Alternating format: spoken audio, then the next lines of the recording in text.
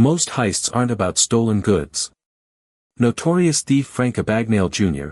pulled off daring heists by manipulating perceptions, a technique also applicable to military strategy. His ability to deceive and create false narratives allowed him to succeed. Similarly, in warfare, creating an illusion of strength or weakness can be a powerful tactic. This psychological aspect of heists can be seen in Ukraine's strategy, where extending the range of strikes on Russia is a form of manipulation, making it a prime example of heist psychology in action, with a key takeaway being that perception is a powerful weapon. Ukraine's extension of strikes on Russia is a prime example of using heist psychology in warfare, where the element of surprise and unpredictability are crucial. By continually extending the range of their strikes, Ukraine is applying a key principle of heist psychology, keeping the enemy guessing and off balance. This approach allows Ukraine to dictate the pace of the conflict, forcing Russia to constantly adapt and respond. The psychological impact of these strikes should not be underestimated, as they can erode Russian morale and create uncertainty among their military commanders.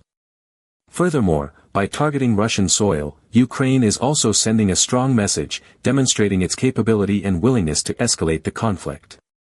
This bold strategy can potentially shift the dynamics of the conflict, allowing Ukraine to gain a strategic advantage.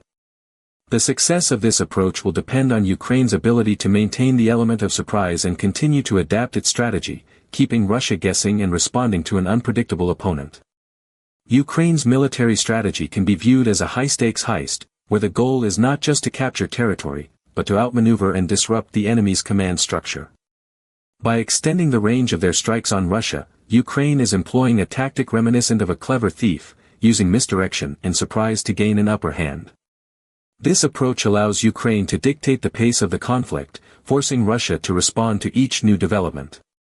The implications of this strategy are significant, as it has the potential to erode Russia's confidence and create divisions within their military.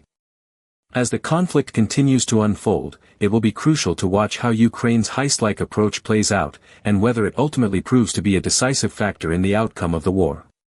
The key takeaway is that Ukraine's use of heist psychology in their military strategy is a bold and innovative move that could potentially change the course of the conflict. The Ukrainian-Russian conflict as a high-stakes heist is a prime example of how heist psychology is applied in warfare. By extending the range of strikes on Russia, Ukraine is employing a strategy that mirrors the tactics of a master thief, always staying one step ahead of their adversary. This approach allows Ukraine to control the narrative and dictate the terms of the conflict, keeping Russia on its toes and unsure of what to expect next. The element of surprise is key in this high-stakes game of cat and mouse, and Ukraine's ability to adapt and innovate has allowed it to outmaneuver its enemy at every turn. As the conflict continues to unfold, it will be interesting to see how Ukraine's use of heist psychology impacts the outcome, and whether Russia will be able to counter with a strategy of its own.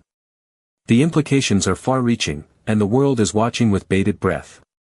Ukraine's military strategy has become a masterclass in outmaneuvering the enemy, and its use of heist psychology is a major factor in its success.